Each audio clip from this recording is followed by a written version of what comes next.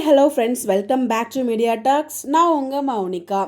இது ஒரு நியாயமான கேள்வியாக எனக்கு பட்டுச்சுங்க. ஸோ நம்ம காவேரி ஒரு தடவை பொங்கி எழுவாங்க இல்லையா? ஸோ கையெழுத்து போட்டு கொடுத்தே ஆகணும்னு சொல்லிட்டு சித்தியும் பாட்டியும் வற்புறுத்தும் போது என்னால் போட முடியாது, உங்கள் பேரை போட்டு அனுப்புங்க அப்படின்னு சொல்லிட்டு சொல்லுவாங்க இல்லையா? ஸோ அப்போ கூடவே இந்த டைலாகும் சொல்லலாம் அப்படின்னு சொல்லிட்டு நம்மளோட ஃபாலோவர் ஒருத்தவங்க தான் கமெண்ட் பண்ணியிருந்தாங்க. ஜெயந்தி ரவிச்சந்திரன் சிஸ்டர் அவங்க தான் இந்த அப்டேட்டை கமெண்ட் பண்ணியிருந்தாங்க. ஸோ ரொம்பவே நியாயமாக பட்டுச்சு. ஸோ உண்மையிலே அந்த கேள்வி நம்ம காவேரி கேட்டிருக்கலாம். பட் பார்த்தீங்கன்னா டீம் அந்த மாதிரி ஒரு கேள்வியை கேட்கல. அப்படி என்ன கேட்டிருந்தாங்க அப்படின்னு பார்த்தீங்கன்னா, காவேரி பாட்டியிடம் ஏன் பாட்டி, நான் விஜயோட லைஃப்பில் வந்த பிறகு தான் பசுவால பிரச்சனைன்னு பேசுகிறேன். நீங்கள் வெனிலாவோட அப்பா அம்மாவை துரத்தி கல்யாணத்திற்கு 2 நாள் முன்னாடி விஜய் கிட்ட இருந்து பிரித்தது யாரு? உங்கள் மருமகன் தானே.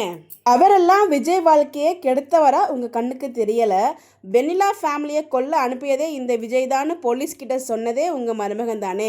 இதை காரணம் வச்சு தானே பசு உள்ளர நுழைந்து வெனிலாவை தள்ளிவிட்டு அந்த பழியை விஜய் மேலே போட்டான்.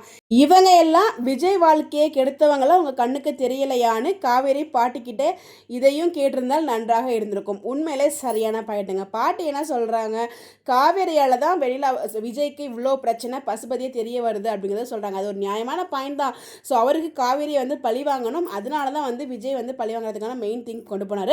பட் அவங்க பழி வாங்கணும்னு நினச்சி காவேரி ஒரு காரணமாக இருந்தாலும் இது எல்லாத்துக்கும் முழு சப்போர்ட் கொடுத்தது யார்? நம்ம சித்தப்பா தான். ஸோ அவரெல்லாம் அவங்களுக்கு பெருசாக தெரியல. பட் நம்ம விஜயை எப்படியாவது காப்பாற்றணும், நம்மளால தான் பிரச்சனை வந்தாலும் நம்ம விஜயை நம்ம காப்பாற்றணும், நம்மளை பிடிச்சி நம்மளை காப்பாற்றணும்னு சொல்லி அவ்வளோ கஷ்டப்பட்டு போராடின காவேரி உங்கள் கண்ணுக்கு தப்பாக தெரியுறாங்களா? இந்த கேள்வியை 2 கேள்வியை பாட்டிகிட்ட நியாயமாக கேட்டிருந்தாலே பாட்டியும் சித்தியும் மூஞ்சி கொண்டு எங்கே வச்சுப்பாங்கன்னு தெரியல. அதுவும் சித்திக்கெலாம் பேசுறதுக்கு தகுதியே இல்லை காவேரி முன்னாடி. ஸோ விஜய் போலீஸ் ஸ்டேஷனில் கொண்டு போய் உட்கார வச்சது அவங்க புருஷன் தெரியும், அதுக்கு சப்போர்ட்டாக இருக்கிறது அவங்க பையனும் தெரியும். இதெல்லாம் தெரிஞ்சு அமைதியாக வாயை மூடிட்டு வீட்டுக்குள்ளே உட்காந்துருந்தாங்க விஜய் போலீஸ் ஸ்டேஷனில் இருக்கும்போது. அப்போ விஜய் பற்றி அவங்களுக்கு அக்கறை இல்லையா? இப்போ என்ன புதுசாக ஒரு அக்கறை வந்துச்சு அவங்களுக்கு. ஸோ அப்போ காவேரியும் தாத்தாவும் போயிட்டு தான் அவ்வளோ தூரம் பேசுவாங்க.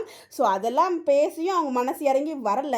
ஸோ விஜய் காவேரி கஷ்டப்பட்டு வெளியில் எடுத்ததுக்கப்புறம் அப்படியே அவங்க நைட்டு சித்தி விஜயை பார்க்க வருவாங்க.